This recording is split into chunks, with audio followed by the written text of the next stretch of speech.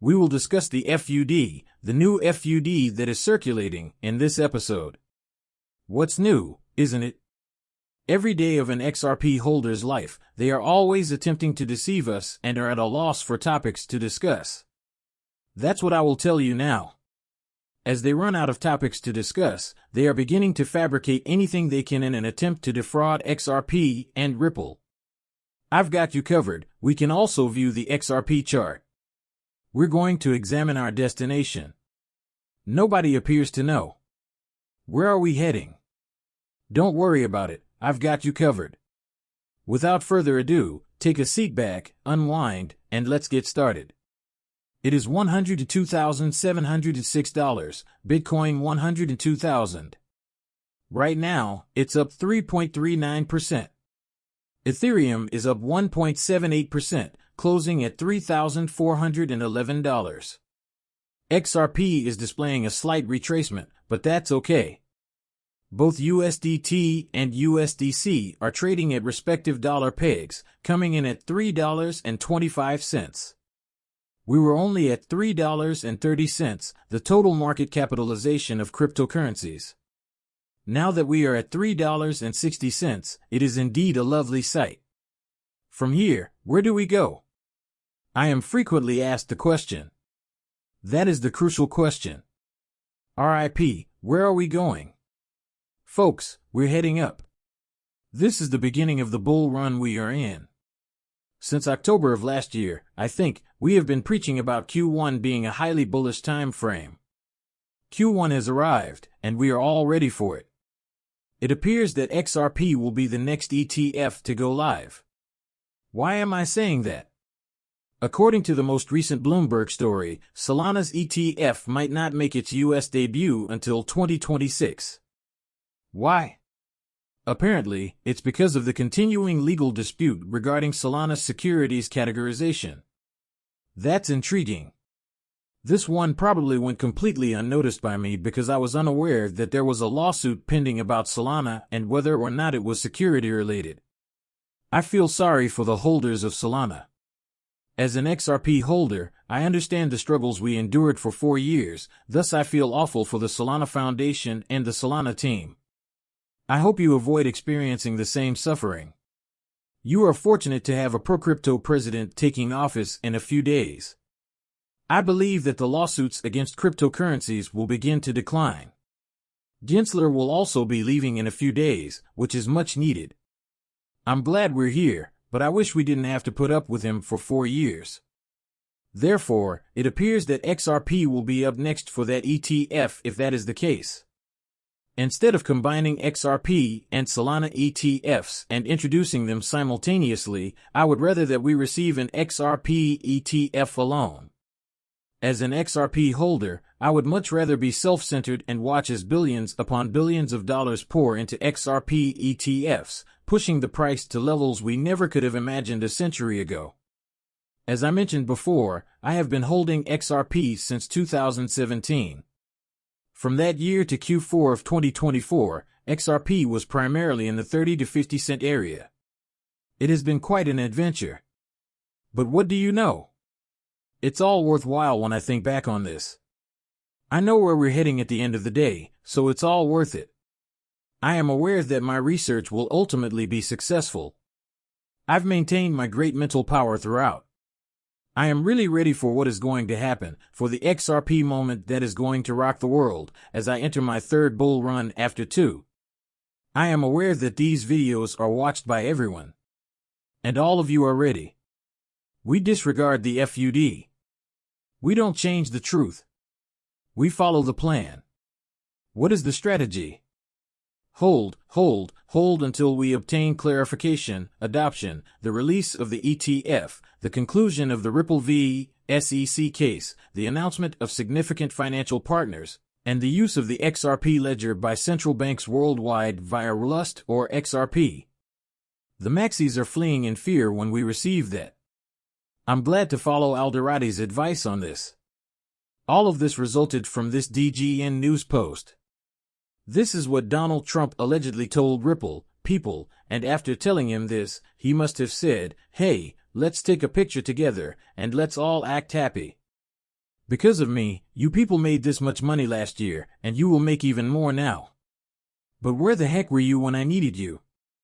You might have been with Kamala Harris, but you weren't with me. This isn't true, people. He was not referring to Ripple, so this is a phony statement. I don't want to call it that, but it is fake. He had nothing to do with Ripple and wasn't aiming anything at them. Remember, Brad Gollinghouse gave Donald Trump a ridiculously large donation. Yes, Chris Lawson sent money to Kamala Harris, but that was the reason Ripple played both sides of the coin, since they knew they would be the true winners regardless of who won. This is not real. They are attempting to divert your attention from the true situation. I'm glad Stuart Alderete added his voice as well. Wow, unnamed sources, he says. I am a named source here.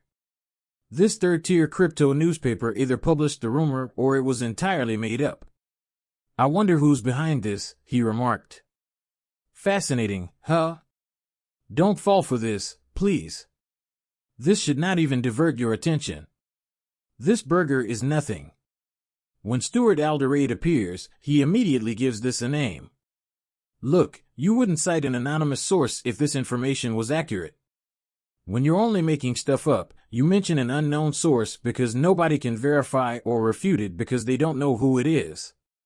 This is what they were reported to if they were thinking, hey, this person said that. Do you know what would happen after that? You need to come out right now and you need to fix this statement because you know it's not true, Ripple would say directly to that individual. It's slander. We will not be pursuing legal action against you. I say that. The source is unknown. It's a complete farce. It's still chilling when we examine the XRP chart. I anticipate it chilling for a little while. $3. A pain in the ass will be the entire $3 range for XRP. Watch Keith's video here. Here, he discusses XRP and where he believes we're headed. Pay attention. This provides us with a map that shows the price based on mathematical levels as it rises. Okay, cool. However, without delving far into the mathematics of Fibonacci, we have broken some of those levels that we hope to see. Our continuation fib is the 50 fib. We keep going up if we're over it. We keep going down if we're beneath it. If you fail down after bouncing it. If you can move past it. Very easy, isn't it?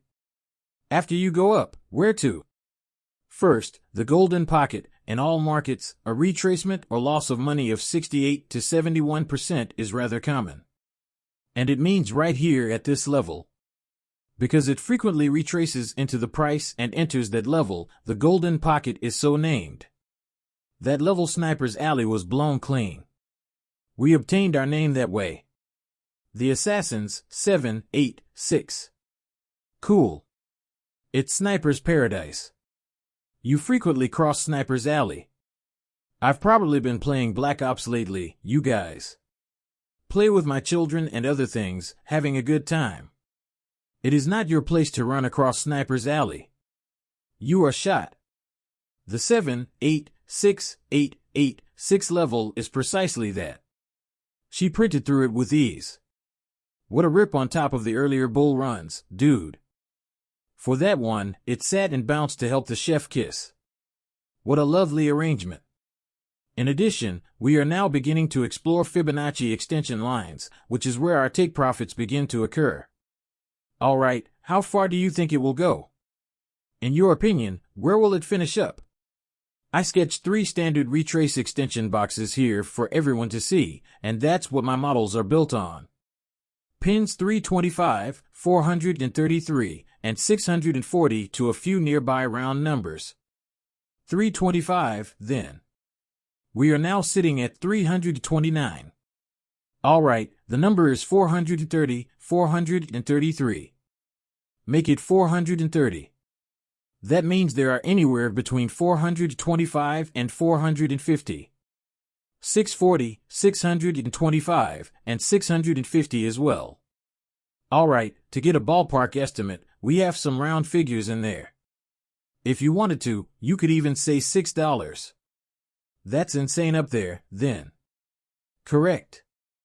Didn't you think we'd never make it there? We promised to. Told you by charting this that these figures would ultimately occur and that you should be prepared when possible, but also be pessimistic about it. And my green line is visible there. Yes, I did indeed repurchase this, as I had promised. I stated that I would repurchase it once the pricing gave me the information I needed and I had some spare cash.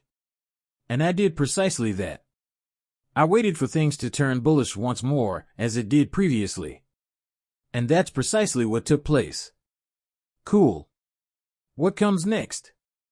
I have yet to take profits. This is going to take a little time to put its cards on the table.